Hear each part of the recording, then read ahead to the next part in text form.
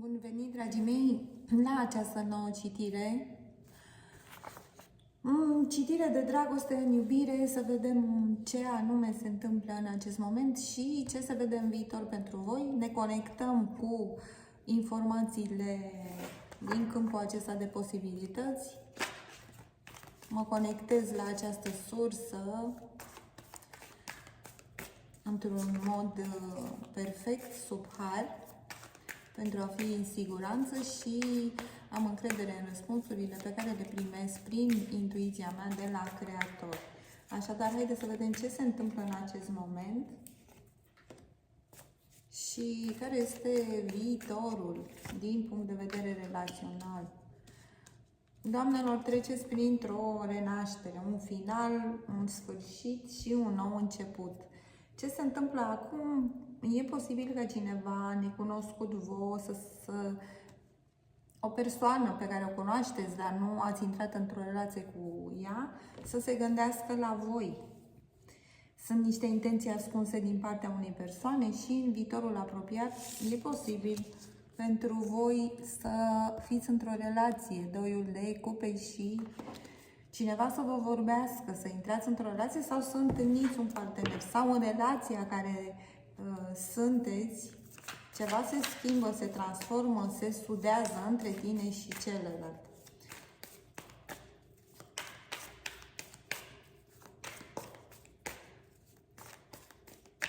Scorpion, geme în balanță, vărsător.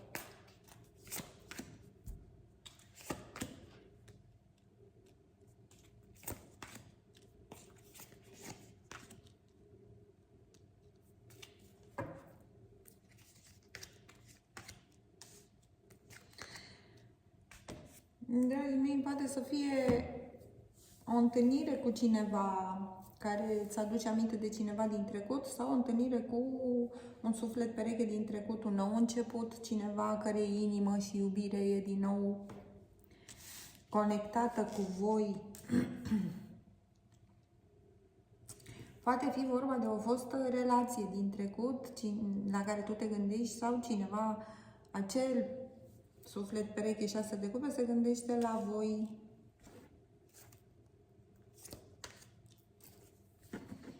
Gândurile unui bărbat către voi, doamnelor, constant. Probabil că e melancolie, amintiri din trecut, se gândește la vremurile bune care au fost între voi, sau cineva care se gândește la tine foarte mult și simte că sunteți suflete pereche. E cineva care trebuie să găsească un drum către voi, să facă o alegere a unui nou început. Cineva care deja inima acestei persoane e către voi. Iată, aici avem un prieten, o cunoștință și este nebunul. Cineva nou. Sau cu cineva o luați de la zero, dacă ați rămas prieteni cu cineva din trecut. Un nou început, ori vă gândiți voi, doamnelor, la un partener și vă tot gândiți la acest partener, să intrați în relație cu el, e ceva deosebit între voi, dar totodată nu vă găsiți unul pe celălalt. Ceva se schimbă pur și simplu cu turnul. Dacă sunteți confuzi și e o confuzie sau trebuie să facă cineva o alegere, vine turnul, aduce o schimbare radicală.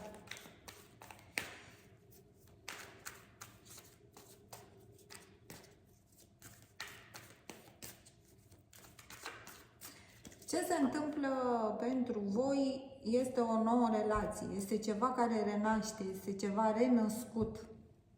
Ca pasărea Phoenix din cenușă, pentru că avem Scorpionul, Pluton.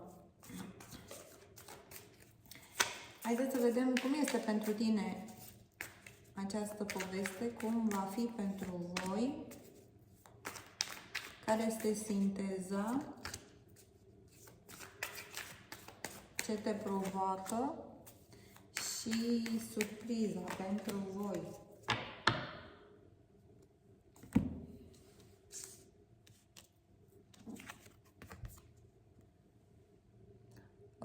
Poate fi ceva legat de un contract de suflet. Puterea. Aici mi-arată că se depășesc niște situații, vă luați puterea înapoi, sunteți mai încrezători, fie că sunteți energii feminine sau bărbați sau femei, mai încrezători pe puterile voastre, aveți nevoie de curaj și găsiți resurse în voi. Temperanța arată un ajutor divin pentru voi pe planul sentimental în legătură cu celălalt.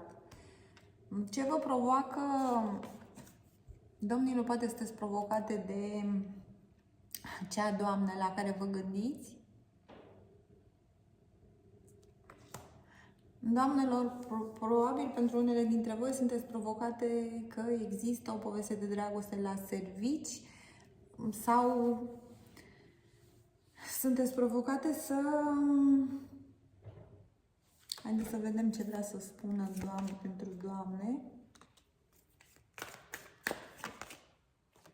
Să găsiți o soluție a unei situații care e blocată în momentul prezent, când facem noi această citire. Ce se întâmplă pentru voi?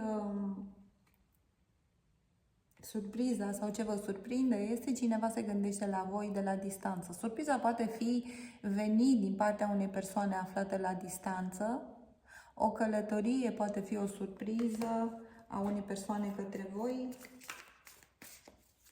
Veți afla că cineva vă caută, vă urmărește, vă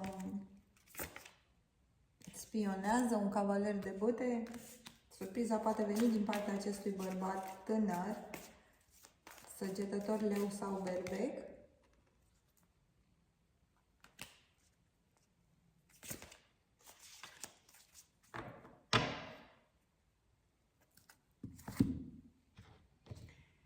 Și haideți să vedem un mesaj din partea acestui oracol. Sunt niște evenimente la care vă gândiți și sunt pe punctul de a se manifesta sau sunteți pe punctul de a găsi niște soluții în cazul în care aveți nevoie de o îndrumare. Sunteți pe punctul unui nou început, a new life. 39, 34, avem aici Geme în balanță, Vărsător, Scorpion, Taur, balanță, Gemeni, Vărsător, Leu, Scorpion, Rac, Săgetător, Berbec.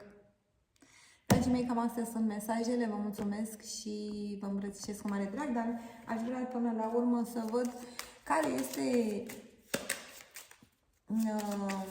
cartea care îmi indică timpul, cadrul temporal, când anume se întâmplă aceste lucruri sau ce se întâmplă, că văd că ceva e pe cale de a se manifesta pentru voi. A new life înseamnă o nouă relație, ceva nou între tine și o persoană, dacă sunteți singuri și treceți prin această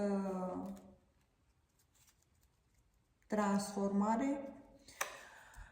Păi poate să fie data de 23, vara, 9 zile, 9 ore, 9 săptămâni.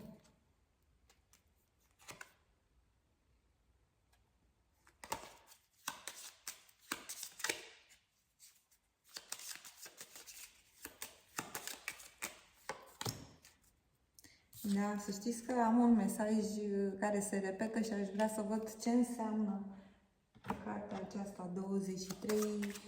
Este legat de ori niște nemulțumiri, ori o întârziere.